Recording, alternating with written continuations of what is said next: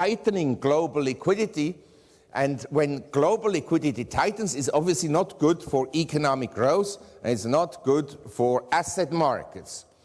And so this is very important to, in the analysis of future trends, as soon as the dollar is weak, it means money is flowing into the world, there's excess liquidity again, and then asset markets go up, including, of course, equities and also gold and silver and other commodities.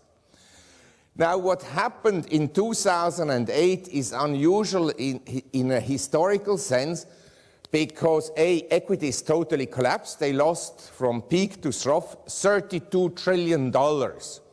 Now, recently they've rebounded somewhat, but we're still much below the peak here. And also what is different from a historical point of view is the following.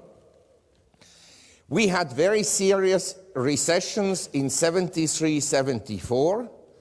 In my opinion, more serious than what we have had so far this time around.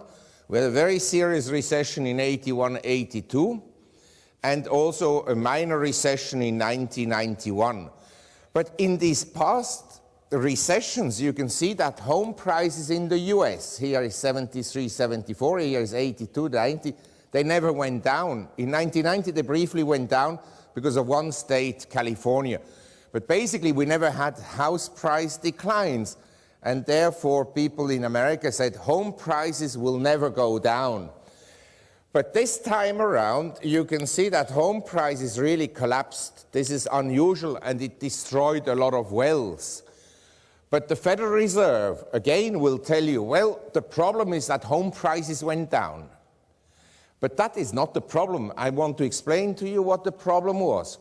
Here, you have at the bottom of this figure, homeowners' equity. Homeowners' equity means how much money people have in the house. Say, if you buy a house for 100,000 and you pay 80,000, then you have 80% homeowners' equity. You only borrow 20,000. And that was the pattern in the 1950s. And even here, in 1973, 74, and 82, we had a homeowners' equity of 70%.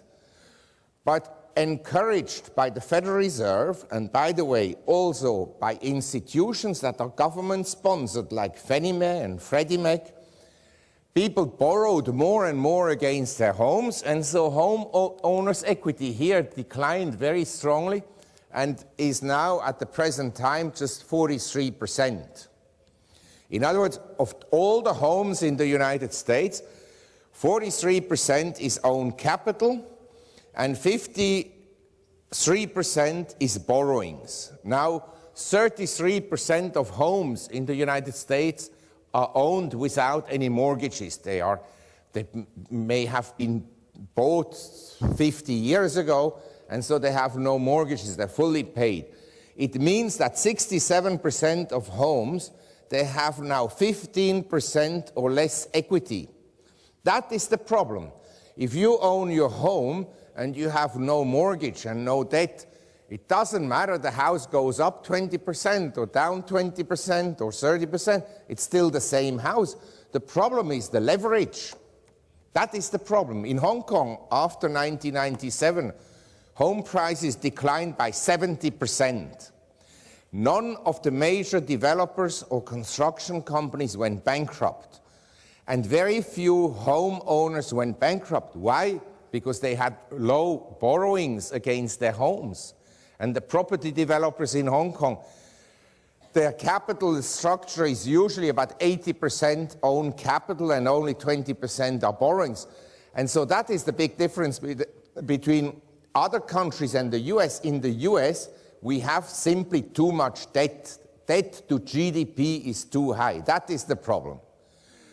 Now, I mentioned that the Federal Reserve in the period 2001 to 2007 never pursued tight monetary policies. And let me explain what I mean by that. If you're a central bank and you want to tighten monetary conditions, you can increase interest rates, but you have to increase them up to a point where credit growth slows down. And at that time, when credit growth slows down, you have tight monetary policies. Now, in the case of the US, you can see that after I showed you 2004, they started to increase the interest rates in baby steps from 1% to 5.25%. But what happened is, here, credit growth in 2004 was 7% annual rate. And then it accelerated to a peak of 18% annual rate of credit growth in the United States at the end of 2006.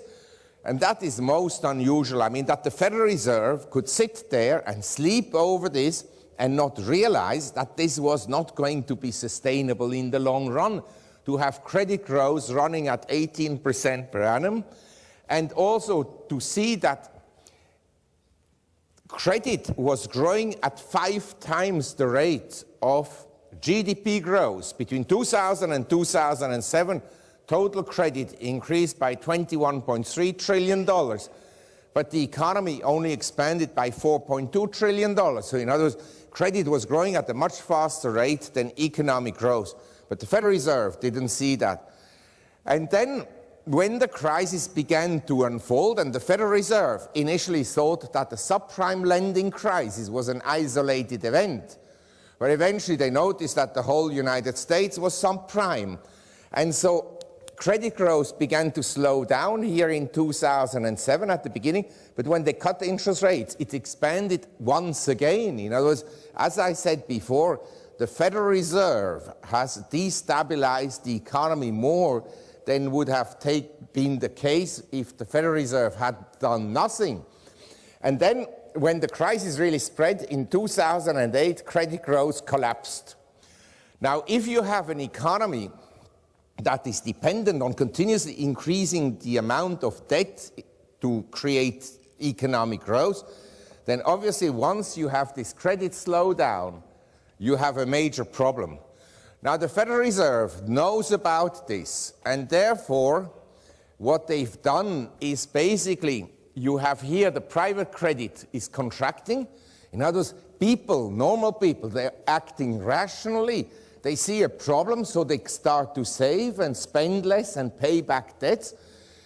But here comes the government, and the government increases its balance sheet through large fiscal deficits.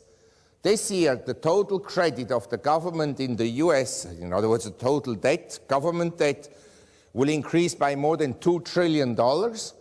And the Federal Reserve is expanding its balance sheet. In other words, they're printing money. They're buying treasury bonds and agency securities and expanding its balance sheet.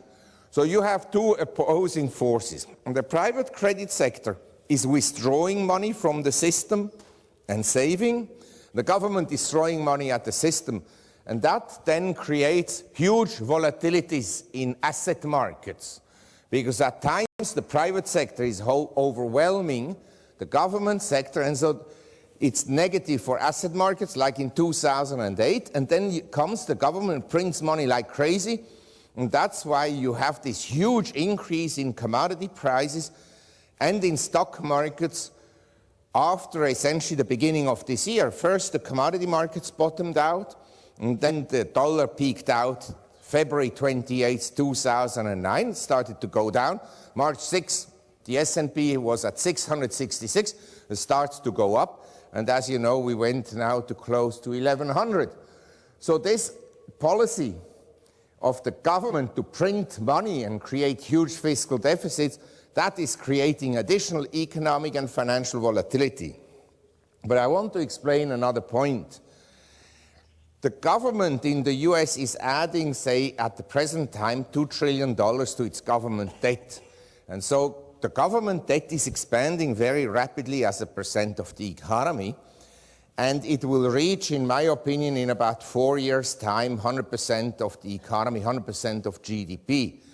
The problem will be one day when the Federal Reserve should increase interest rates, because there could be some inflationary pressures in the future. And so when the Federal Reserve should increase interest rates, they'll be very reluctant to do so, because at that point, if they increase interest